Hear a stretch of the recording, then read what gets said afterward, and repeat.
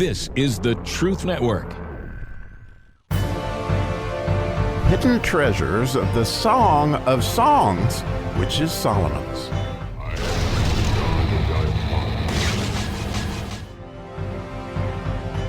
Moving further into the love story, we get to dig around into verse 5 today in the first chapter of the Song of Songs, which is Solomon, is our quest to discover what these statutes are and to meditate on that idea of the love story between us and God, which is what the Song of Songs is in so many different ways, as we talked about in the last couple episodes.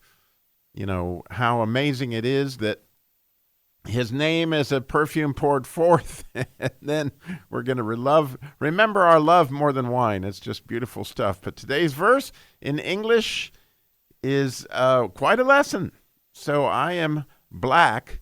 It's verse 5. I am black but comely, O ye daughters of Jerusalem, as the tents of Kedar, as the curtains of Solomon. So, wow, this is definitely a study in contrast with the idea being, you go from rich to poor, or really it's almost an exercise in Matthew 5. Like if you think about it, that you go from poor to the kingdom of heaven, right? Because if you think about these tents of Kedar, these are the poor Bedouin Arabs that are running around. And the next thing you know, have the curtains of Solomon, which is just, again, a study from coming from a low place to a high place. And the idea of being black has to do with mourning and the idea of the second of the Matthew 5 beatitudes, right?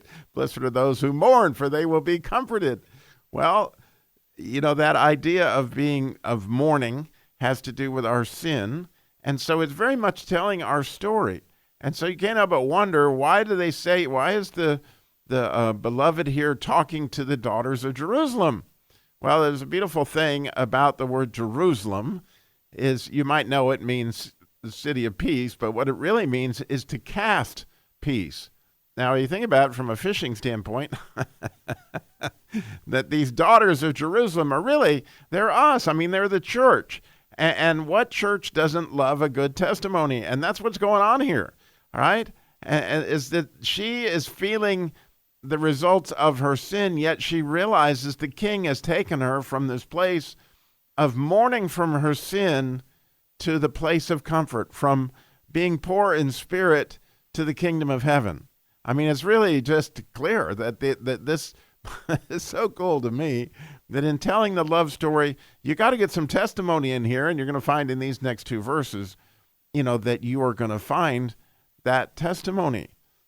So as we look at, at the 119th Psalm, I don't know how many times we talked about testimonies, but obviously it's a big part of what the psalmist was going to, and very much always connected to all that was being done in every single letter in the Hebrew alphabet, as we studied 8 verses.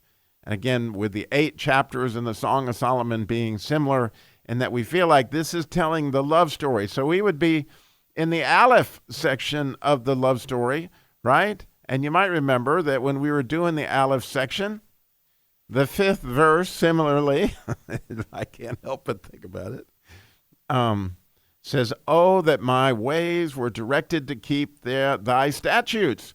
You see the poor in spirit idea here? And what is it referring to? Statutes. Oh, that my ways were directed to keep thy statutes. This idea of mourning clearly is connected to statutes, all right? And it just is, especially, since we're going to, in some ways, I feel like the first chapter has got to be connected to the Aleph, and the second chapter, I don't know that for sure yet, but that's part of why we're going through this.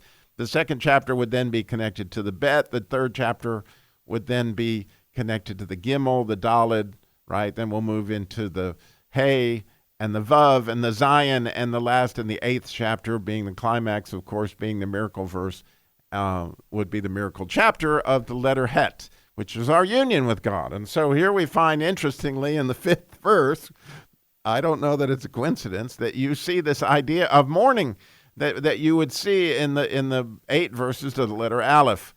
But anyway, as we study these, I can't help but think, oh my goodness, what a way to see the love story of Christ in the church. And what a way to think of how that is, so much connected. And notice how they bring in the daughters of Jerusalem, right? I think it's so spectacular that our love story is not that we're the only ones, that these daughters of Jerusalem are also, here with us. And as we hear other people's testimonies, we can't help but see that they too are, right? Black yet comely, or, black as the tents of Kedar as the curtains of Solomon.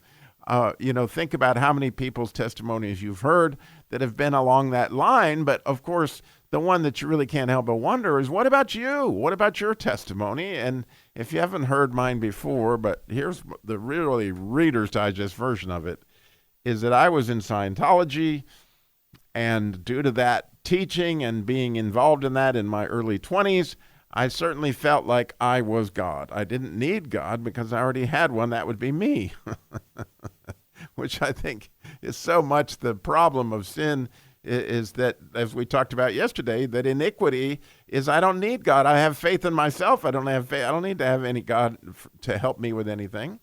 And so, I was the picture of iniquity, and I needed to be leaning on God.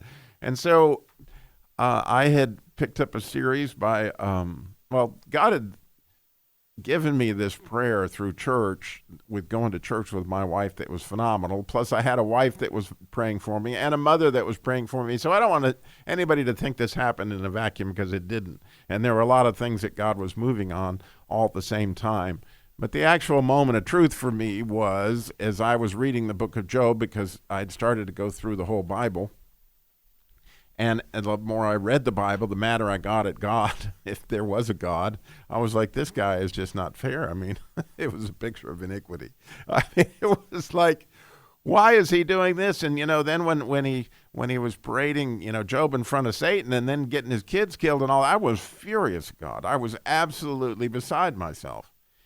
Until you get to right to the end of Job, when God said, okay, smart guy, Robbie, because as I was reading it, I fully realized he was talking to me and not to Job when he said, of course he was talking to Job, but the book was talking to me when he said, okay, if you're so smart, I've got a few questions for you, since all my questions so far had been for God. And that question was, Robbie, if you're a God, why don't you make it snow? Why don't you, stick your hook in a behemoth? All those things really rattled my cage, and I realized, oh my goodness, I'm not God.